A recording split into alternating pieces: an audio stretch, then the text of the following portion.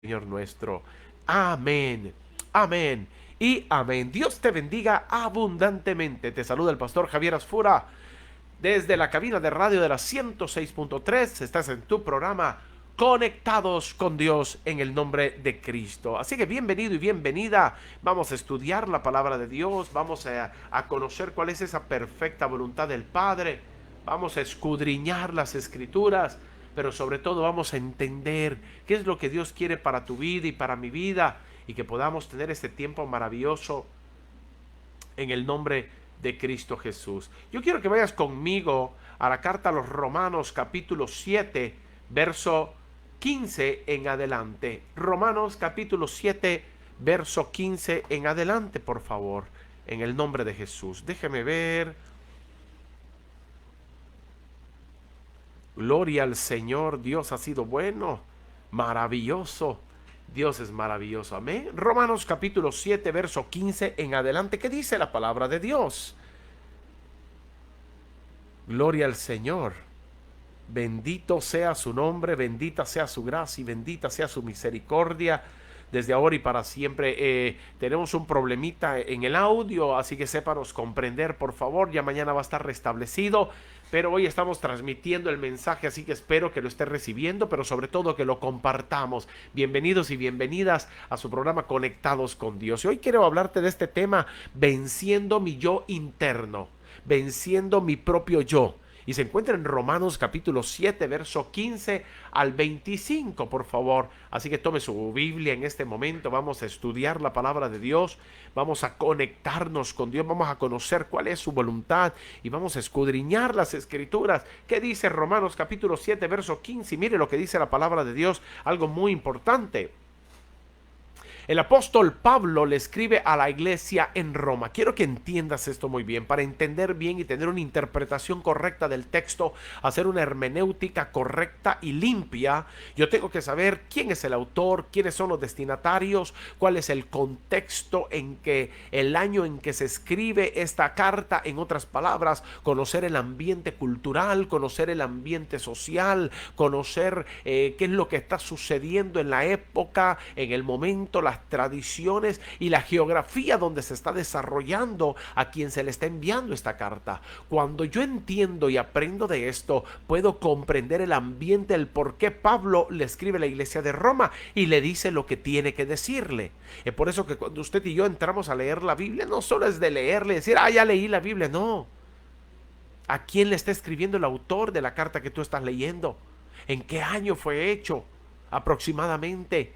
¿Qué es lo que estaba sucediendo en ese momento? ¿Por qué se le llama la atención en ciertas cosas? ¿Por qué se les alaba por otras cosas? Pero es aquí donde entendemos y comprendemos que para poder tener una interpretación correcta de la Biblia, no puedo dejar por fuera todas estas evidencias que la palabra de Dios me da una luz para poder tener una interpretación bíblica correcta e inspirada por el Espíritu Santo.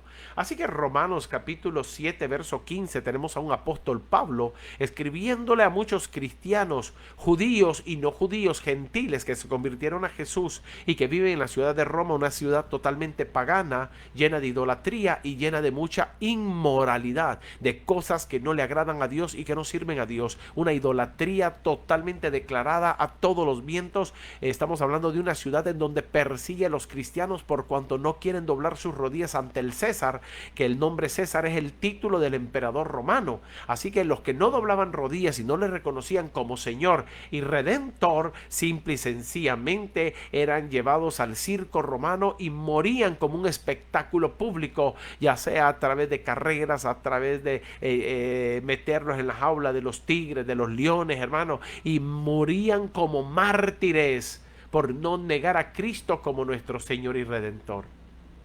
Todo aquel que decía que el César era el emperador y que él era el Dios de Roma negaba a Cristo. Ningún cristiano estaba dispuesto a hacerlo, pero debido a las circunstancias y debido a los problemas que se estaban dando, era difícil.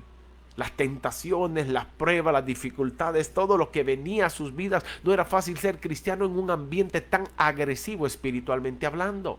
Había mucha tentación, había mucha corrupción. La iglesia muchas veces se miraba contaminada por cosas que sucedían alrededor de ella. ¿Cómo tenía que reaccionar la iglesia? ¿Cuál era el énfasis de la iglesia cristiana en el primer siglo, sobre todo en Roma? ¿Cuál debería ser el fundamento de cada cristiano y cómo debía de vivir cada cristiano en esa época del año?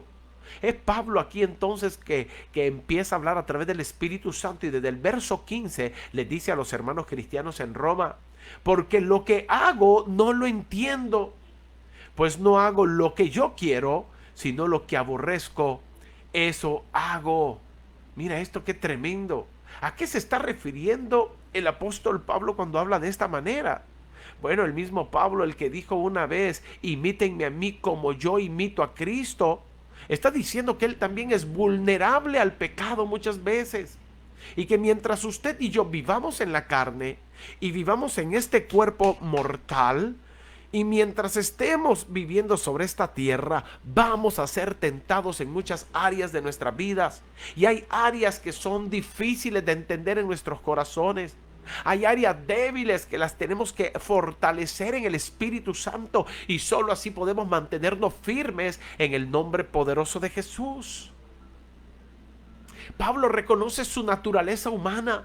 Pablo reconoce que no es ningún dios o semidios. Pablo reconoce que no es perfecto, que comete errores. Un hombre que alaba a Dios, un hombre que adora a Dios, un hombre como el apóstol Pablo. Imagínese un teólogo, un hombre íntegro, un hombre, hermano, lleno de la sabiduría, el entendimiento y la gracia de Dios. Y él mismo está diciendo: reconozco que muchas veces hago las cosas que no quiero.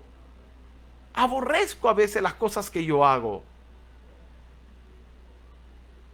Y en vez de hacer las cosas buenas, termino haciendo cosas malas. ¿Te suenan esas palabras? ¿Han sonado esas palabras en tu mente, en tu corazón? Señor, yo sé cómo agradarte. Señor, yo sé cómo es vivir delante de ti. Señor, yo sé que tú me estás pidiendo obediencia. Señor, yo sé que usted está hablando a mi vida y estás demandando santidad. Pero muchas veces, Señor, caigo en la tentación. Estoy mintiendo, estoy fornicando, estoy en adulterio, estoy en idolatría. Señor, no obedezco a mis padres, deshonro a mi esposa. Señor, ayúdanos, Señor, a hacer tu voluntad y no hacer lo que nosotros muchas veces queremos.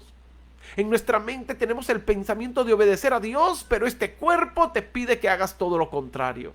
Y hay una lucha interna entre lo bueno y lo malo, entre lo blanco y lo negro, entre lo santo y lo profano. ¿Cómo puedo vencer, pastor, este yo interno? ¿Cómo puedo vivir yo haciendo la perfecta voluntad de Dios? Honrando yo, glorificando el nombre de Dios. Bueno, continúo leyendo lo que dice Romanos capítulo 7, y dice el verso 16: y si lo que no quiero, esto hago, apruebo que la ley es buena. ¿A qué se refiere entonces? En otras palabras, Pablo le está diciendo que aunque haga lo que yo no quiero, reconozco que ciertamente la ley de Dios es perfecta, es limpia, que Él no se equivoca. Yo posiblemente no lo obedezco al 100%, pero es palabra de Dios, es la ley de Dios, es el fundamento que Dios ha dejado para tu vida y mi vida, y es un fundamento moral en todas las áreas de nuestra vida. Significa cómo debo de conducirme, cuáles son las cosas correctas que tengo que hacer y qué es lo que le agrada a Dios. Amén. Y tenemos que entenderlo de esta manera. Verso 17: de manera que ya no soy yo quien hace aquello, sino el pecado que mora en mí. En mi corazón está amar a Dios y honrar a Dios, pero mi cuerpo hace otras cosas. Y es aquí donde nos damos cuenta entonces que la presencia de pecado en mi vida está todavía latente. Porque Pablo dice: no soy yo, es el pecado que mora en mí. Son los deseos de mi carne, son los deseos de mis ojos, es la vanidad, el orgullo, la vanagloria que aún están en mi corazón y no me permiten experimentar completamente la perfecta voluntad de Dios sobre mi vida. No me permite, Señor, estar fiel delante de ti y honrarte en todos mis caminos. Y esto todos los días nos vemos enfrentados contra una naturaleza humana que pelea contra una naturaleza divina. Y aquí viene la lucha de poderes. ¿Quién va a ganar, el espíritu o mi carne? ¿Quién va a ganar, lo bueno o lo malo? ¿Quién va a ganar, lo santo o lo profano? Pero depende de usted, amigo y amiga que me está escuchando, y su entrega en Cristo, que usted va a saber fortalecer el área que usted ama más. Si usted ama más al mundo, lastimosamente usted va a andar en la carne, pero si usted ama más a Cristo, será una persona que andará en el espíritu y hará la voluntad de Dios, y ningún pecado morará en su corazón.